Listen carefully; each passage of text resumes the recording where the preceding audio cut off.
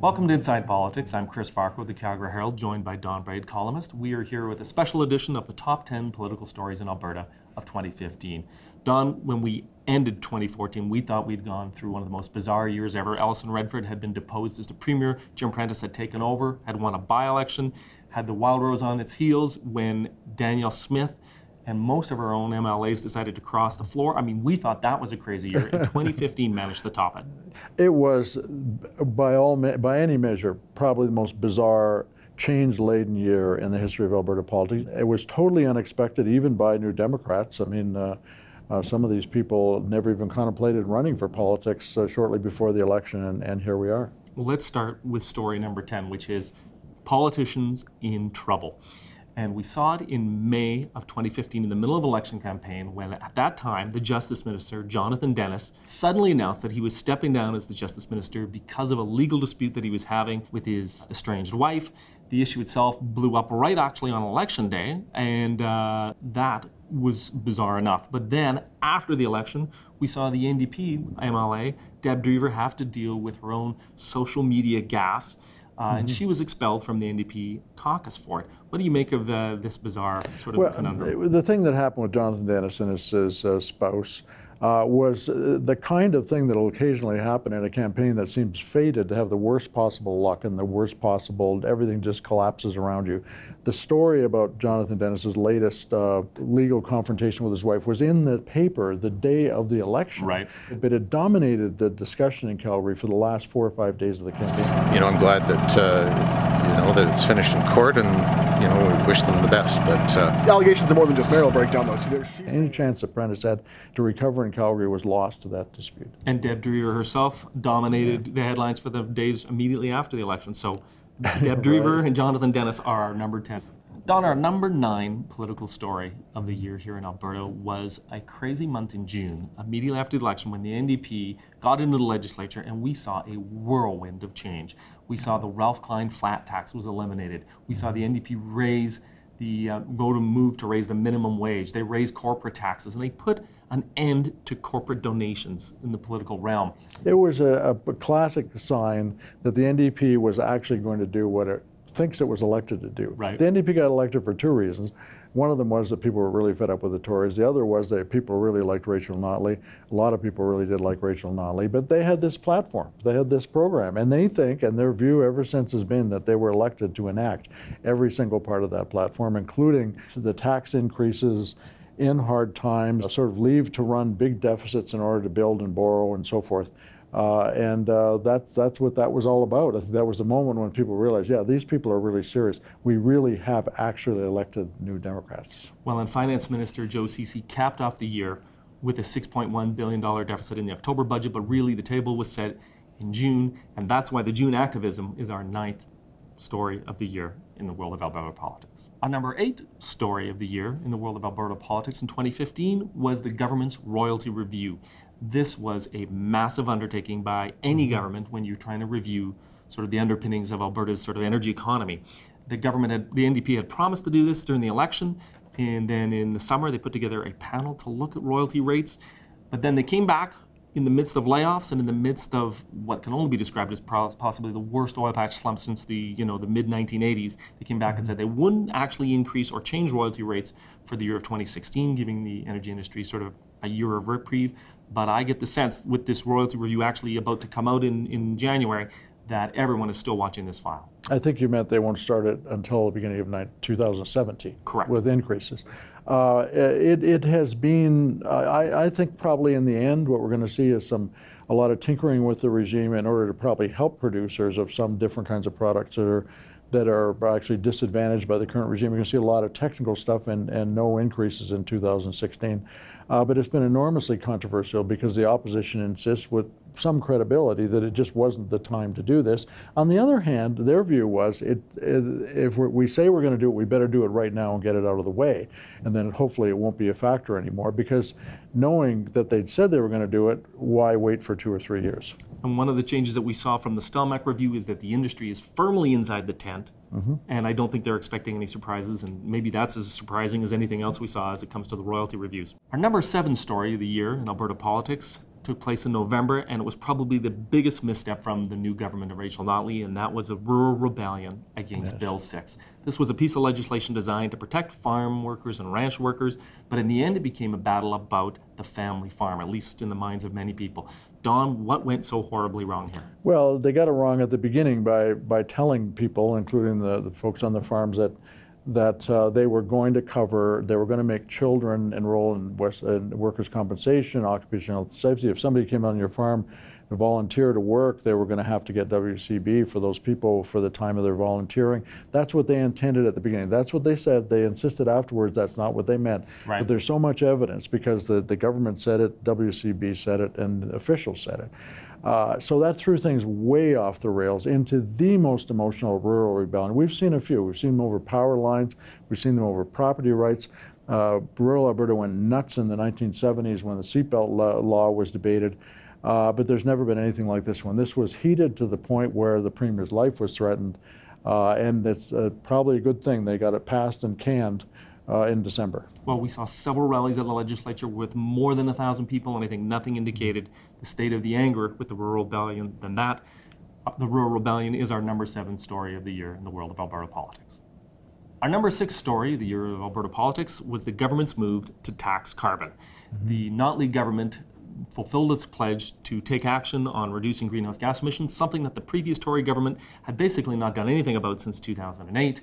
And so after years of foot-dragging on the file, in November, Rachel Notley brought down her panel's report and said that they would tax carbon.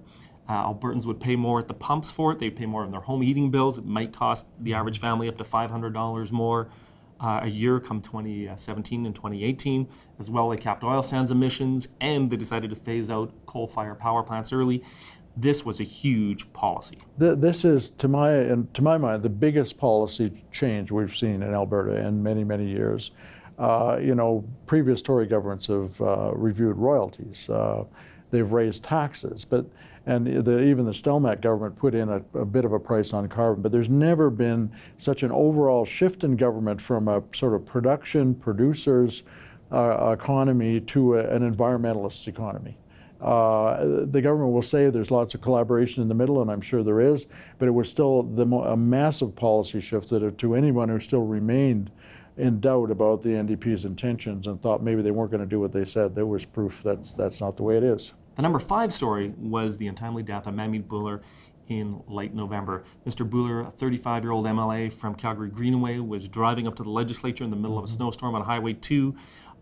There was traffic problems. Somebody was stuck in the middle of the highway. He got out to help and was struck by a vehicle coming by. It was an incredibly sad story. This was a politician with a lot of potential, was a former cabinet minister in the Prentice government. But it also in some ways unified the legislature in a very profound way, Don. It did for that day, that's for sure. I think Ammy Bhullar wasn't just a remarkable person who was very well liked by people in all parties. He was also kind of emblematic of what an MLA should be, including to some MLAs who aren't quite, and perhaps know they aren't quite what they should be. Right. He refused to get tangled up in bureaucracy. He was always all about helping individuals. He pushed through the revelation of the names of children who died in care. I didn't care about the bureaucratic arguments. There were all kinds of arguments against it, of course. So he was that kind of politician who just really had significant impact. And the response to his death was simply remarkable. It was a very, very fine moment in the legislature that day. The number 4 story of the year in Alberta politics was the fact that the Wildrose party was back in bloom. We remember at the end of 2014, this was a party which had no leader. Most of its caucus was sitting with the government. Right. They appeared to be a spent force, and yet they refused to die. They held a leadership race in the spring, which was originally scheduled for the summer. And Brian Jean, a little-known MP in the Harper government from up in Fort McMurray, won the campaign and then turned around and kept his party together during the May election, and they came out of it as the official opposition party. I don't think many people saw that happening, Don. Well, just as nobody thought the NDP could win the government, I don't think anybody thought Wildrose could come out of this stronger than they were when Danielle Smith crossed the floor on December 17th, 2014. But one person was telling the truth all along, and that was Heather Forsyth, who was the interim leader. She said all along, we're not dead. We're getting thousands of phone calls and emails from people who say they're mad as hell because of these floor crossings and they were not going to abandon Wildrose. They seemed to be a shambles because she wasn't going to run. They were going into an election with no leader.